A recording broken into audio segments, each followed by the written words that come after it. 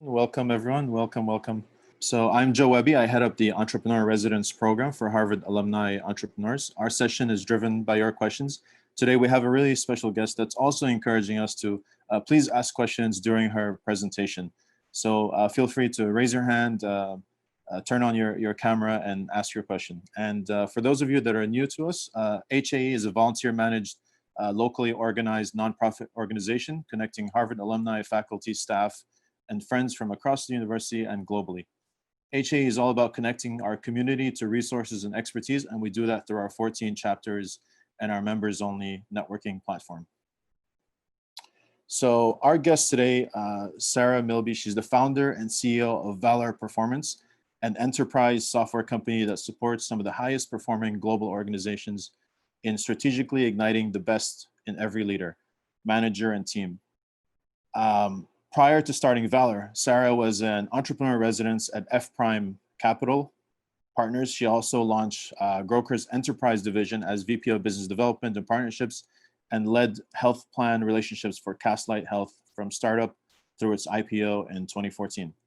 Sarah has a Yale University B.A., Harvard Kennedy School MPA, and Stanford GSB MBA.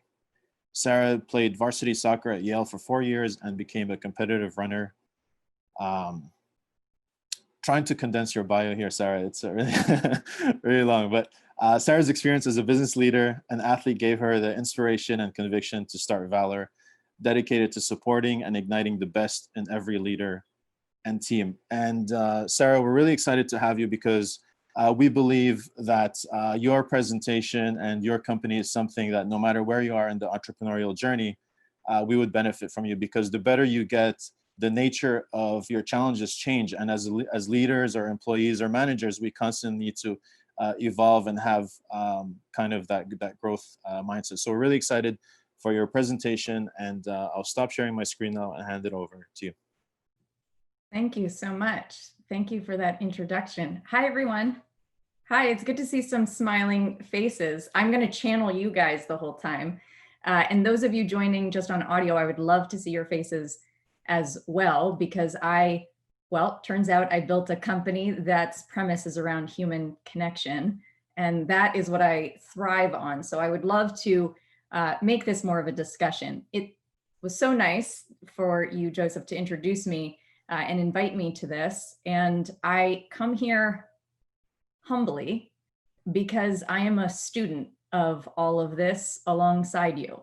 And frankly, I feel a little imposter syndrome just even coming to share anything about my story, because my story is just constantly evolving.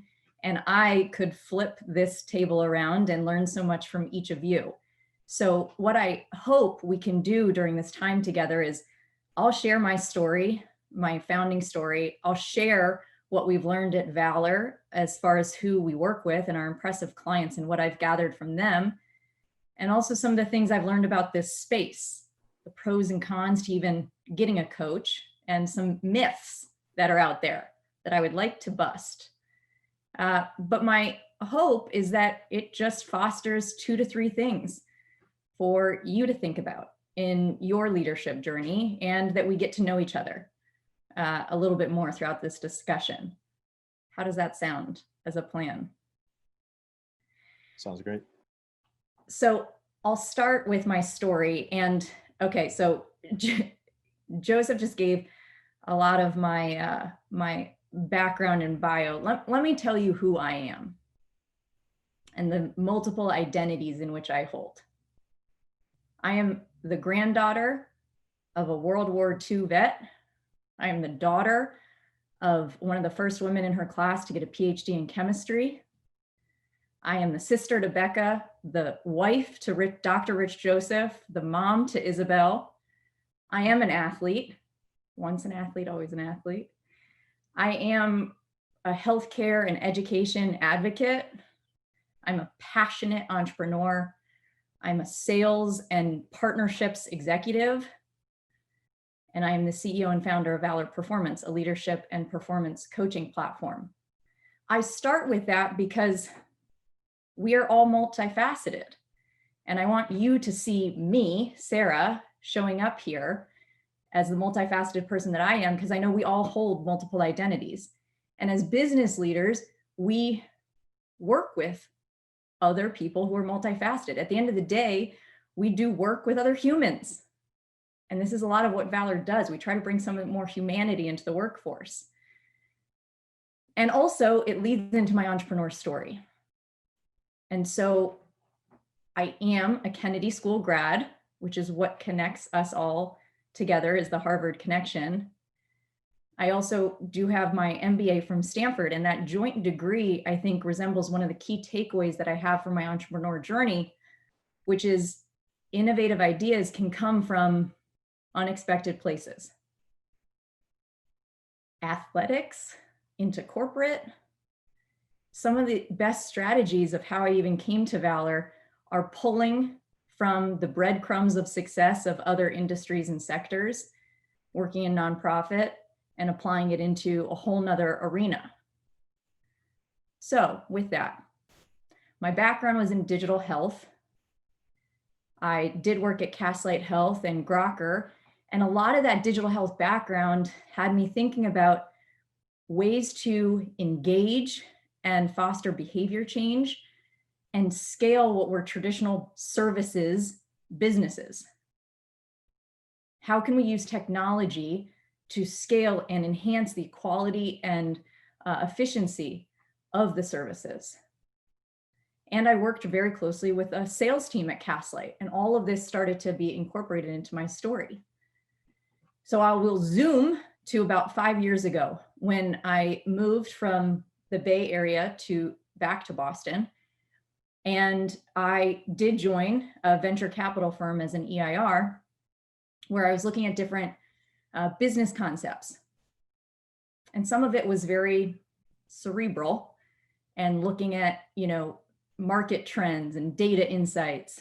But the way I'm wired for human connection, it was also customer insights and advisors and making sure that I had the right people around me to trigger different thoughts and thinking and make connections. My background in digital health had me starting to go down a rabbit hole around burnout. It's a key part of my story because I experienced burnout and I was seeing it right and left.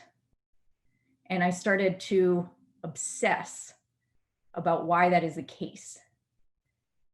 And what I found in just learning so much about the necessity for people to have autonomy at work and mastery, seeing progress in their work, and a sense of belonging and resources and support, was I started to look at a lot of the literature and the science and some of the findings to see that there was such a connection between leadership and the stress and the health of the workforce, and how people were setting up the systems and structures in their organizations as leaders, but also the fact that high performers had the highest rate of burnout. So to me, I was looking at the impact to productivity and retention, and I just couldn't stop obsessing about this concept and what I saw as something that was a little backwards, because so much in the modern workforce discusses burnout and chronic stress as deficit-based. You have a problem, you need fixing. But these are high performers. So to me, the pressures to perform were not going to go away. As leaders, we're always getting out of our comfort zone. So I started really thinking about how come we don't flip this on its head? Products are constantly going to change. Market dynamics are going to shift. Competitors are only going to continue to arise. So how do we just train the modern workforce, not only to help lead themselves, but also so then they can lead their organizations, to have the right context and systems in place so others can thrive? And so I started then thinking about, well, gosh, what was I given in management and leadership training? Guess what I was given? I was given a ton of one and done. Sit in a conference room and you will be transformed. A lot of the adult learning literature supports that that's ineffective. 87% of that information is lost about 7 days later after you leave those sessions. And by the way, 41% of those sessions are still done in a lecture based. But and I'm going to just pull some names. What Bob is working on as a leader is different from Mark, is different from me, Sarah is different from Elise. So where's the personalized approach? And then again, pulling from digital health, how can we leverage technology so we can actually create a more efficient, measurable, and scalable solution so you still get that personalized approach? And I pulled from my experience in athletics because serendipitously, I met Paul Bauer, a performance coach, when I was about to play soccer in college. And I had a ton of coaches who worked with me on the tactics and the skills of dribbling and shooting, but Paul worked with me on my mental game. How was I going to show up? How was I preparing? How was I having confidence, monitoring my potential ineffective thought patterns? And how was I communicating with my teammates when competition was rising, the stress was high? Well, I was like, well, holy crap. How do we just get everybody a Paul in their corner? Because as a leader, that's what I was pulling on. I would go to these management trainings, the one and done. And what I was finding is I would end up going to my team when I was building out teams, and I was pulling the stuff that I learned from Paul. Whether I was working in a nonprofit, in finance, in technology companies, it didn't matter. We need the skill development and the tactics, yes. But there was a gap in the market, which was around performance mindset, if you will, and that connection with leadership. I didn't want to just, pull from my own experience and leave it there and just take the data. I, again, thrive on human connection. And so much of those early days were talking to other executives just like you. How are you leading yourself when the challenge is constant? How are you sustaining your performance? How are you making sure that your team can be agile and adapt to the constant change? How are you making sure that they're motivated when they're wired differently from you? And people didn't have a lot of solutions that were going to yield actual behavior change. The solutions out there were one and done. Someone asked the aha moment. So I just told my story of and I will get to Valor, but one of the big aha moments for me was in Cafe Nero on Washington Street in Boston. I was meeting with someone who was running a team, and I just wanted to get his thoughts on this hypothesis I was testing of what if we flip it on its head? What if we just train leaders differently? And I shared with him, and I was curious his thoughts, and he said, send me the contract. I need this. And at the time, I didn't have an incorporation. I didn't have a legal team. I didn't have a bank account. But to me, this was a signal of, okay, I'm onto something. Someone's willing to put money into this, which is right now just a bunch of slides and a passionate founder. And that was in 2016. And now, and I will go ahead and share my screen. Now we have a global team of coaches and clients and are working across multiple sectors, but focused on leadership and performance mindset for the highest performing managers and executives. So I'm gonna actually pause. You know what, let me not share first. Let me just take any questions that arise just from that first kind of chapter, if you will, of this 3-chapter session, my entrepreneur journey. Then I'll get into Valor and the framework and some of the lessons learned. And then we'll wrap with some of the myth busting. But any questions that come up just from that first part of the story? I have to scroll and see your faces. Feel free to cold call anyone, Sarah, or I can ask a question. Oh, I don't need to cold call, but please just jump in. I want this to be discussion based. That's just my story, but I'm also an open book. As I said to begin this, that I'm happy to also share all the scars that I have acquired through that journey.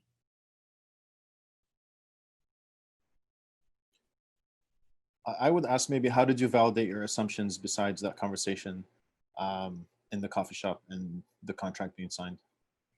Yeah, actually, it's triggering a really good point that I didn't make, which is I often thought that starting a company was this like one courageous act. You know how like entrepreneurs get put on this pedestal, like they're such risk takers.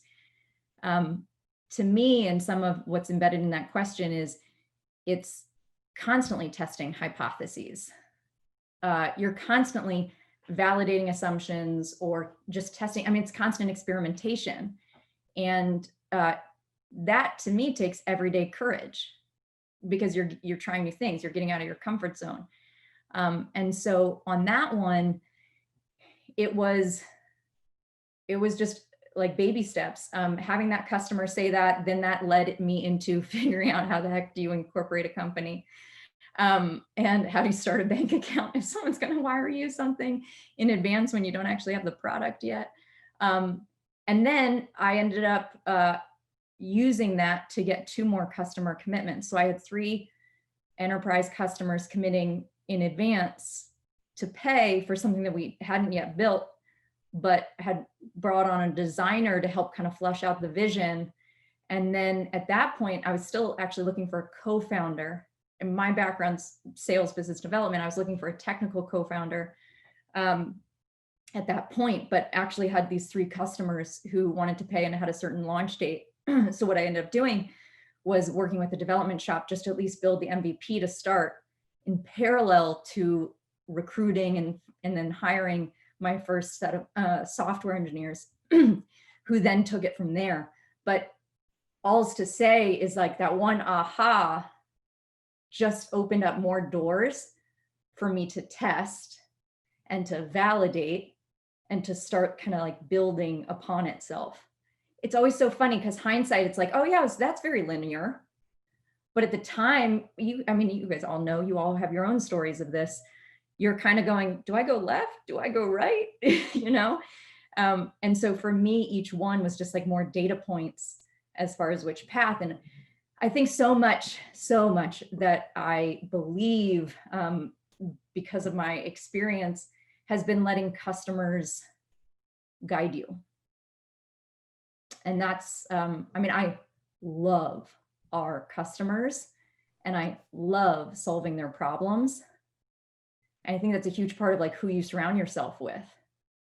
And so for me, it's like, and I was just saying this to someone earlier, when we think about who you surround yourself with, we always go to hiring.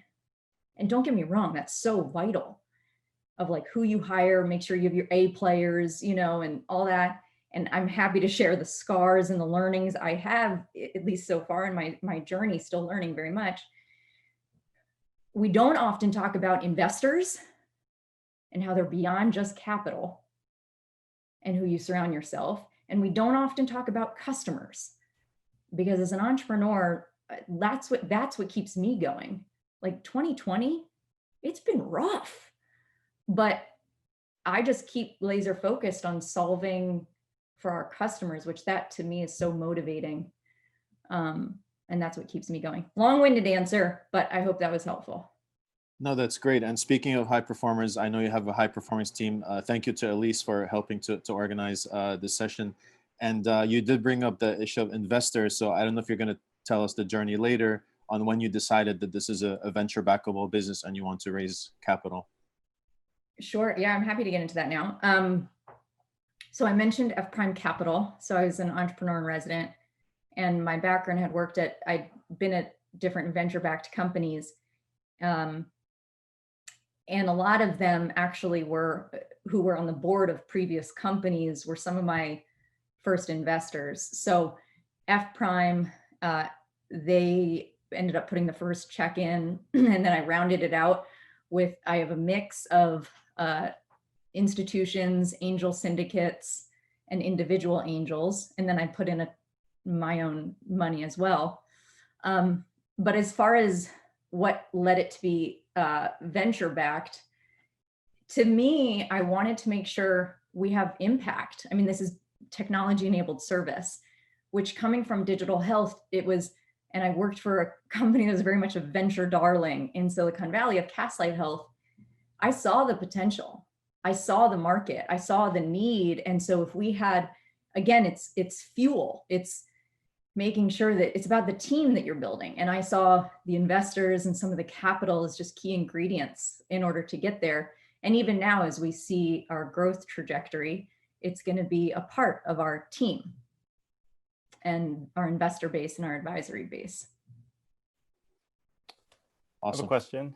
Hi, Sarah. Go ahead, Hey, Bob. Bob. Yeah, hi, Bob Lester, MPP 2002, wonderful. Kennedy School. You mentioned burnout, and I'm curious. I mean, we all know how much work it takes to get a new venture off the ground. So I'm curious, were you worried about sort of a sort of burnout part 2.0 in starting Valor, and what did you do differently? How did you manage your energy and your stress differently so that you didn't have a repeat of the burnout that you had experienced? Yeah, I'll let you know when I claim victory on that one. But I say this very humbly, is I told you just now as part of my story in starting Valor, what I didn't realize was how much I was going to need this product in leading Valor. I have my own coach. I get to surround myself with a team of coaches. By the way, I'm not a coach. I saw some of your questions. I'm not a coach, but we do have an impressive bench of coaches, and they, thank God, hold me accountable. It's probably one of actually the biggest challenges of my job, because when you have a bunch of students and PhDs who have focused on leadership and applying it in high performance settings, and here I am leading the company, it definitely holds you accountable.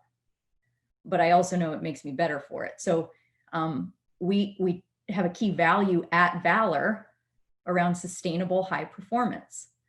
So we have to walk the walk. But it's inevitable that it's a challenge, which is also why I have such connection with our clients, because I'm in it too. And that's why I say, even to start with you guys, like, I don't claim victory on this. I'm a student with you. And that's where I think some of that cross-pollination can happen, because maybe, and this is the beautiful thing about our clients, some of the executives, at Salesforce can share with the physicians that we work with at Mass General Brigham, and our coaches are kind of that fulcrum, that connector between them, because I get to this later, but the principles of high performance, and better put to your question, Bob, sustainable high performance, are universal. It doesn't matter whether you were an Olympic athlete and on the verge of burnout in your sport, because it was just like you're all in one aspect, or you're an Olympian in medicine, like at Mass General Brigham, they are the Olympians in medicine, or a senior executive at some of these high-tech companies. It doesn't matter. The arena is the same. Or at home, like juggling all the different responsibilities that we have. Like, anyway, you're getting me into the whole Valor thing, but all's to say is that I practice it every day, and that's what's so humbling about this work. By the way, given some of the questions, if you were looking for a 3 bullet point answer to leadership, you have come to the wrong session, and I do not have that for you. But I will share some practices that we've gathered from both the science and the literature and the latest findings on human performance, as well as some of what we've seen in high performers, the stories of high performers like Olympians and military and executives in business and healthcare. And that I will share with you. So is that a good segue? Any last sounds questions? Good. Okay. Let me go ahead and jump right in. Let me know when you can see Valor on your screen. Sure. Okay. It's there, just not full screen. Okay, perfect. All right, so here we are. Here we are in the current state of a lot of the workforce. Let me just recap actually that last kind of chapter. Again, there's going to be 3 chapters in this session. I just talked about the entrepreneur journey, took a couple questions, and then we'll get into the clients. But a couple just key points that I wanted to say. And so if I haven't, this will also hold me accountable. But this first point, as far as multiple identities, joint degrees, just looking for innovative ideas and best practices where you least expect them. Honestly, that's very motivating to me, because I also like to remember that I just haven't turned over the stone yet to come up with perhaps a new approach or creative answer. And then the second one, asking others and be intentional with who you surround yourself. That's the whole investors, but clients as well as your team. Key learning in my journey. Again, there's scars that go with that learning, happy to delve into, but also a key takeaway. I mentioned the managing your fears. As far as the knowing yourself, and this is a good segue into what Valor does. When I was at F Prime and I was thinking of different business concepts, again, it was cerebral, but there's a huge element to entrepreneurship where head and heart need to meet. And it's not just the what you're working on, but I also learned that a lot in the how. Like, I'll give an example. So in college, I was pre-med and history major. All's to say is the best way that I learn is I need to take some time by myself to get up to speed, but nobody's going to be surprised at the end of the session. I like to process out loud. I learn by connecting with others. So why in entrepreneurship and in starting a company would I think I'm any different? How can I take the learnings from my past? Okay, that was in one setting, but how can I apply it here? So for instance, with my team now, I know that if we're thinking about strategy or brainstorming, and it needs to be with other people that I discuss and build on ideas. That's how I get energy. It also just relates to, again, back to your why, because as you guys all know, it is so freaking hard to start something, and especially go, 0 to 1, the hard things about hard things. And so making sure that as I am just, as you will probably tell, just so passionate about the work that we do. And that is my why and what keeps me going. I'll just jump down to the last bullet point as I segue into Valor and some of the learnings from our clients, but falling in love with the process is related to that, because similar to actually a lot of the work that we work with our clients on, in entrepreneurship, I think what I've experienced, let me speak for myself, is it's easy to look at others and wonder if they have cracked the code.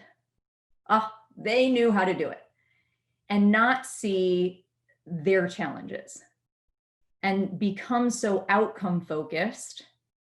I can become so outcome focused that I lose sight of, again, my why and the process. I love to learn from my coaches. I love to work with the team at Valor HQ, and I love to solve the problems, people and problem solving, and making sure that I'm also enjoying those challenges is also what I love. Anyway, those are some of my key learnings from my story. All right, segueing along. Let's get into the Valor framework and some of the lessons. So technology-enabled service. Now you all have some of the background. So what Valor does provide, just so you actually know what we do as we get into the framework, is we give everybody a coach in their corner by leveraging the power of technology. So you get a dedicated confidential coach. You get access to these evidence-based digital exercises. They're self-directed learning. They're symbiotic with your coach sessions. So you're more likely to do them because you have a coach, but you also get to a deeper level with your coach because you have this guided curriculum. We leverage a lot of the data on the platform, and with organizations, we can do a ton of benchmarking. Some of that data is research-based assessments. Some of it is also peer feedback that we can collect, and that's just additional data to bring into your coaching sessions. And then lastly is community of high performers. I will get to this, but one of my key learnings from our clients, high performers love to learn from other high performers. And again, the cross-pollination across the sectors and industries is one of the most powerful. Okay, so data-driven, we do the coaching, the assessments, we can do some lightweight feedback. We also do some teamwork, as well as working at an organization level to talk about high-level assessment, how the health of the organization is helping to drive and sustain performance or not, and what are some potential pitfalls that certain organizations need to work on. As far as some of the framework, though, this is what I would love to have a discussion on. So we have a framework that the evolution started with some of the advisors that I first started to surround myself with when I was starting the company, and really wanting to pull from cross-disciplinary research in neuroscience and psychology and social sciences, but also some time-honored traditions and stories of peak performance from peak performers. And so this is our framework in which we work with our clients on. We work with individuals. Oh, by the way, as I go through this, there's 6 of them. I would love to either see in the chat which one resonates with you. And then at the end, I named the company Valor, so I do love courage, is anybody to share what resonates and why, because this is where we can learn from one another. And especially as connectors in this community of Harvard alum, we can just say, here's one area that I am developing, and here's something that really struck me. So, okay, that's my heads up. So working with individuals on values endurance, a lot of this is intentionality. One of the key themes that we see across our client base is time and energy management. How do you spend your precious time, and better put, your energy? So a lot of this, and probably the headline around a lot of what Valor does, is help foster self-awareness, paying attention to your thoughts, emotions, behaviors, and how you're showing up as a leader. Which brings me to emotional flexibility. Strategically managing your thoughts, emotions, and behaviors. This one, for me, shows up in 2 ways as I run Valor. One, I am a go, go, go person, and I am so quick sometimes to say, here's what to do. Be directive. When the situation may call for more coaching of my team and asking a thoughtful question to ensure that they feel bought in and they actually come up with a solution. So you see there the tie between self-awareness, being able to catch yourself, and the situational awareness. And those are very tied. The second way it shows up for me, by the way, in the spirit of my vulnerability, is I'm so quick to react. I think that's my go, go, go again, as opposed to taking a breath and intentionally responding, which, by the way, half the time saves me time later because I've been more intentional. All right, the next 3, mental agility. This one probably comes up across our client base. Again, whether it's HubSpot, Salesforce, Akamai, being able to adapt during times of change, think creatively, and see things from different perspectives, right? And that mental agility that we all need, especially now during times of change. Connection strength, everything is a team sport, hate to break it to you, but how do you align internal and external stakeholders and build those strong relationships? And then last, and my favorite, is optimism conditioning. It's my favorite because it's the most misunderstood. A lot of people think of optimism as like, you have to be disconnected from reality and only think of puppies and rainbows and not see the negative. It couldn't be further from the truth. A lot of the science demonstrates how it's really about keeping your feet moving even during adversity. Or the work of Dr. Martin Seligman at UPenn, even calling it learned optimism. Because guess what? It is like a muscle and you can build it. And now we're getting neuroscience to validate that. I mean, it's exciting time to be in this space, but all's to say is this is our framework, and it gives you a sense for the focus of Valor coaching, because anybody can hang their shingle and call themselves a coach. This is the type of coaching and what we work on with clients. I would love to, again, open it up and just hear what resonates as leaders who are on the call.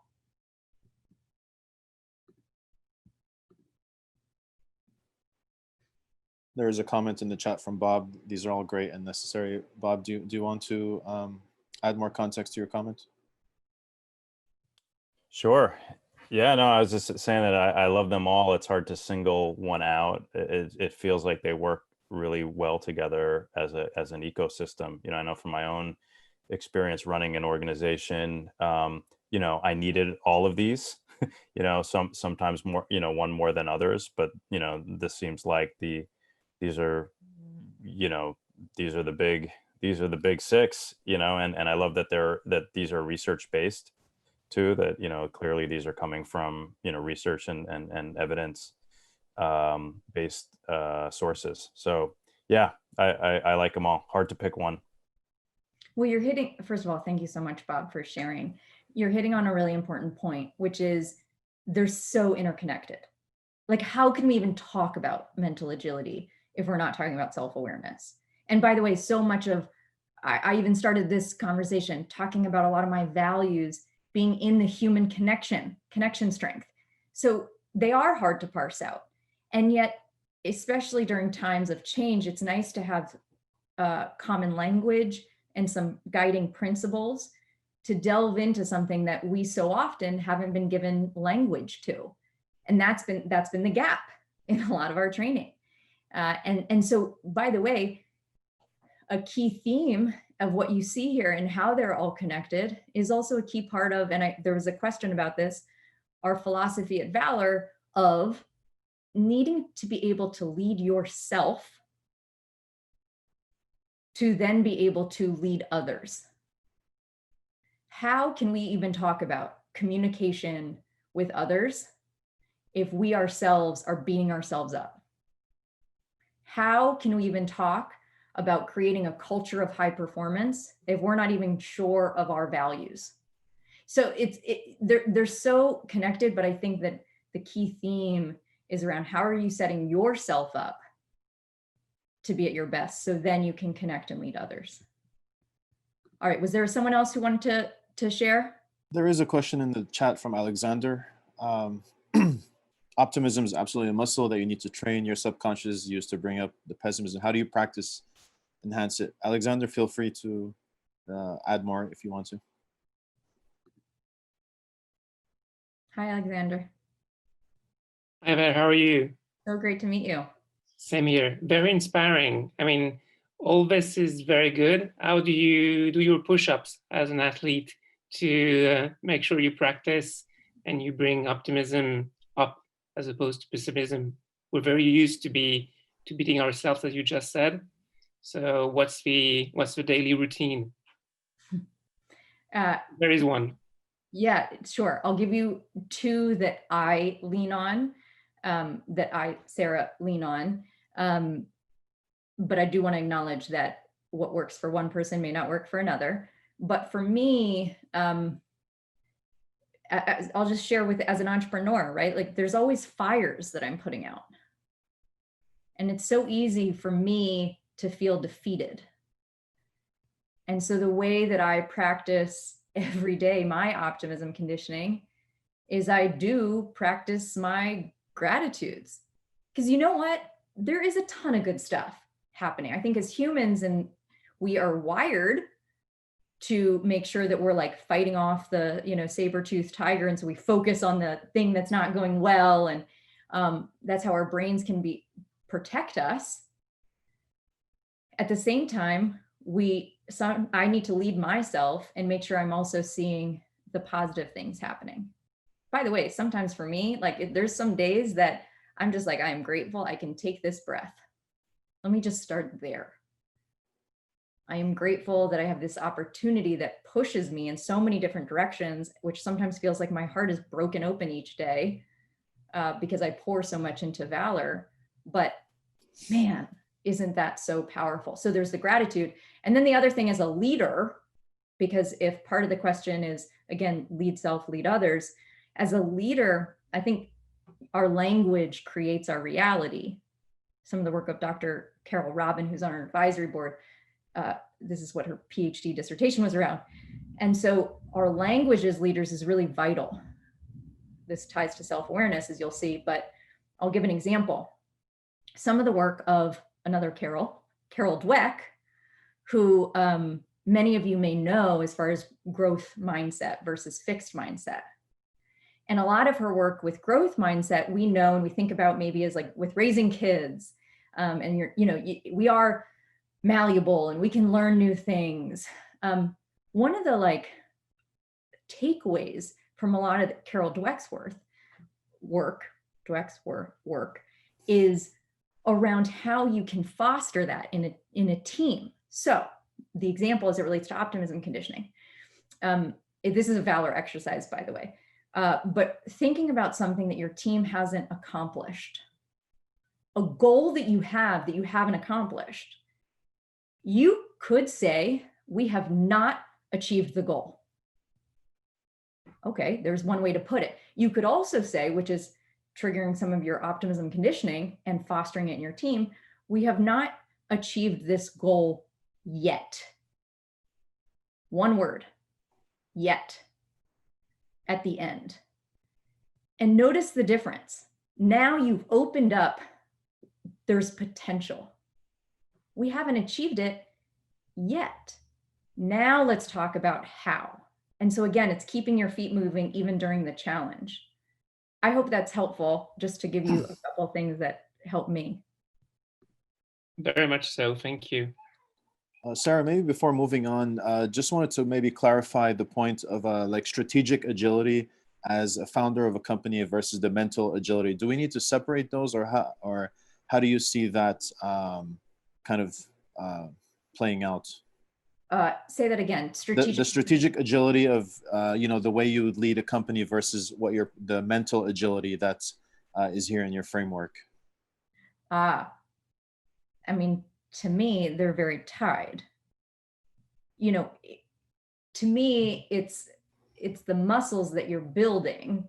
Like mental agility, it can be on the micro scale of your day-to-day decisions and maybe seeing things from someone else's perspective as it relates to even how I'm going to have a conversation with someone. But on the macro, to me, it's very similar thinking patterns and ways to kind of like zoom out, sit on the banister, if you will, and be able to see things from different perspectives, to be able to see, like, I often think in systems and like the incentives in place, and how, even with Valor, like we started very much within a certain segment of a market, and now we have 2 other verticals. How is that? Well, you just think about kind of the other incentives in place and the structures in place, and you get some pattern recognition. To me, that's mental agility. Mm-hmm. It can manifest in the one-on-one or the higher level thinking. Great. There is a question in the chat regarding pricing and hours. Maybe you'll cover that later in the ideal clients. Yes, hopefully I will cover that later, but also feel free to reach out to me and happy to talk to you about that. We do have a special offer for all of you. If you come through Harvard Alumni Entrepreneurs, we want to make sure you can try out Valor. So to move forward on this, and thank you so much for sharing. I think this is why I do the work, because I can learn from you, and maybe you can learn some things from me or our clients, because we are all in our individual quests, but there's a lot of shared learnings that we can support one another with. So with this framework, I alluded to sharing some lessons from the clients that we work with. One of them that was in this, the description of this session was high performers love to learn from high performers. And even this framework, there's been a ton of validation across our clients and our coaches. With that, I would like to tell you just quickly about our coaches. So it is a inspiring group of coaches who have over 200 years combined experience. It's a global community. 50% of our coaches have performed under pressure as Olympians. and pro athletes who then go through hundreds of hours of training and vetting process to become a Valor coach. The other 50% come from the PhD and masters in psychology, performance psychology, leadership, and related fields. And this is the community who we get to, again, cross-pollinate and help share what is universal across our clients, which is the best practices of high performance. That framework. That is what our experts are, or that's what our coaches are experts in. And part of that community is also this group of clients. Now, it's fun for me because I don't often get to talk about the days of that one person at Cafe Nero saying he could write me a check. I still have that check. So I'd always remember that moment when it finally came through and I finally got that bank account. But now being able to work with people who I constantly learn from and alongside, like this client list. I mentioned the principles of high performance being universal. I can now say, after running Valor and having our group of coaches coach some of these impressive leaders and high performers at these companies, some key themes. So we talked about the principles, but how does this manifest? A lot of the time, folks will work with their coach on, I mentioned time and energy management. I also mentioned the connection between self-awareness and situational awareness. Folks will work on how to be compassionate as a leader and human-centric, but also be results-driven. At the end of the day, we do have an outcome. Great, Sarah, to fall in love with the process, but I actually need to hit my results. And how do you hold both of those things true? Again, as complex, multifaceted humans that we are, working with other complex and multifaceted humans that we do. Confidence. We work on confidence. We work on how do you have, again, effective thinking patterns, and the tie between that, this gets to Joseph's question on even strategic thinking, the tie between your own thinking patterns and how it relates to decision-making. Little shout out to Daniel Kahneman's work of thinking fast, thinking slow. Also communication, which we allude to, because all these organizations, I'm showing you a bunch of logos right now, but they all are made up of people.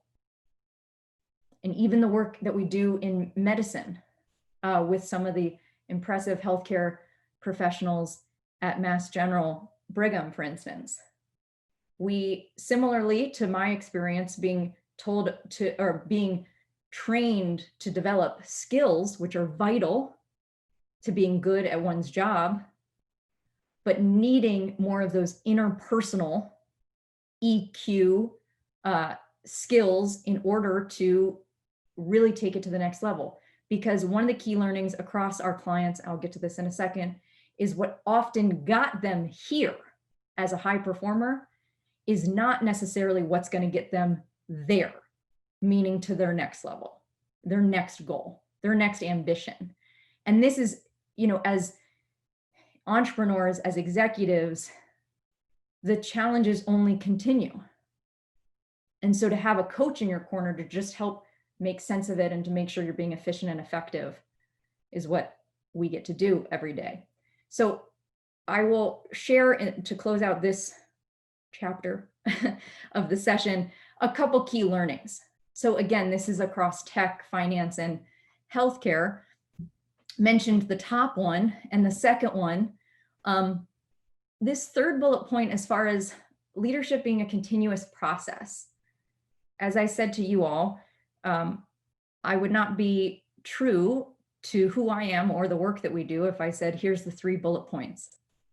I'm sure you can find enough of that on social media, but it's a continuous process. And I shared my story, my experience having a coach before I even started my career. And now as a CEO of Valor, I have a coach. And then the last point that I would welcome to hear how you all are experiencing, but this new reality, i.e. 2020 and COVID, has put a lot of pressure and responsibility on leaders.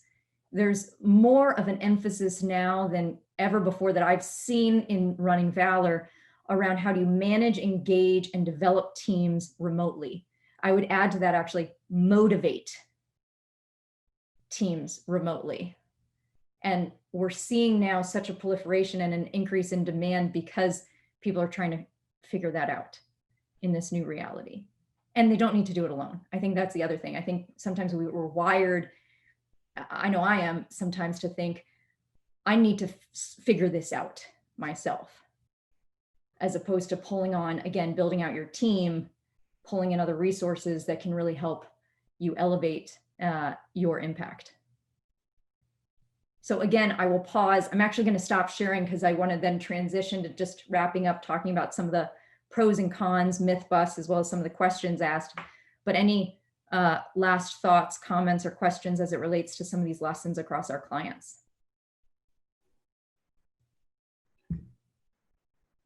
Sure. Maybe in the last 6 minutes that we have, you can start the wrap up, and I'm sure the questions will come up.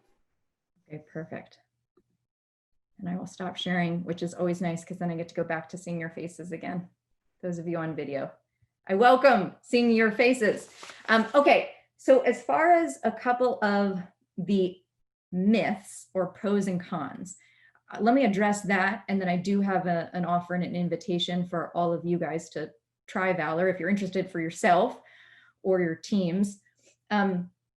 But a couple of the myths. So number one, I'd say is, I don't have time. I don't have time to work with a coach. At which point the myth bust, backed by also a lot of the literature in adult learning, is it's actually the most efficient and effective way.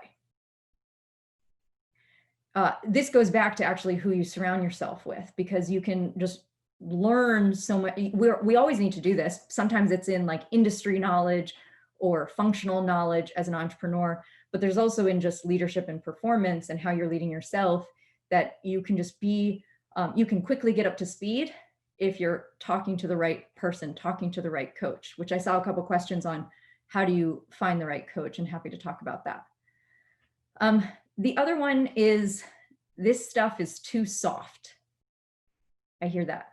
This is the soft stuff. At which point I just go back to, we are multifaceted humans and we do work and business with other humans. And let's talk about the literature, and let's talk about the results that we've demonstrated across our client base. And we use research validated instruments to demonstrate improvement. We're also in conversations to do a research validated study, and we've done data sharing with some clients to correlate to actual business outcomes. And over about 70% of everybody who's received Valor has notably said that it's impacted their performance at work. So soft, sure. Effective is the better way to put it. And then lastly, and this gets into like, how do I know what coach? Is a lot of folk, the word coach is so overused. That's like a whole nother seminar. But everybody can just call themselves a coach. If you're thinking about a coach for yourself, I would encourage you to think about what exactly you're looking for. A coach doesn't tell you what to do. So the request for what's the top advice, that you won't get with a coach, or at least our approach to coaching. It's not consulting. That's a myth that for us, we need to bust. And so if you're looking for that, then a con of working with a coach is that you're not going to get it. It's a partnership. You sort of get out what you put in. And so you need to be invested. I often sometimes get the question, what helps you get the most out of your Valor experience? And the answer is 2 C's, curious and committed. You need to be curious and willing to try new things and learn. And the second is just committed to the process. So as far as looking for a coach, I'd say a couple things. we use a matching algorithm at Valor to connect you with one of our coaches. Some of the key inputs for us that you can consider, whether it's Valor or not, doesn't matter. But if you're considering a coach, is to think about some of the areas that you would want to take to the next level. I used that language intentionally because it's not your deficits that need filling. We all have areas that we need to develop. And consider who then would help you fill that. Is it a consultant, a mentor, an advisor, a peer, or a coach? And the type of coach, maybe you're like, actually, it's like, I need, wellness coaching, career coaching. Sometimes there's like little subcategories here, but a coach is going to be your mirror, your sounding board, and help you come up with the solutions without prescribing them. That's great. We have just 2 minutes left. If there's any questions, please feel free to ask, but the pace of change is at an all-time high and the pressure is at an all-time high. So, introducing your company to our community, I think it's just the perfect timing. And like we started off saying, the better we get, the nature of our challenges are changing. So thank you for the presentation and also for the offer. So there it is on the screen. And maybe closing off, if there's anything that you would like from the community that we can help you with, please feel free to share or let us know. And Regina, closing words to you. Thanks. Oh, Sarah, this was terrific. I'll even get my video back on. I think what you've been talking about is how can we shift our architecture of thinking about how we can grow both our organizations, but personally to be better leaders. So pretty inspirational, and thank you so much.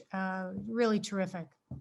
Thank you so much for the invitation and this opportunity. And thank you all who just dedicated an hour of your time to joining in this conversation. Thank you so much, Sarah. Thank you, Elise, as well, for organizing. Thank you. Bye. Take care, everyone.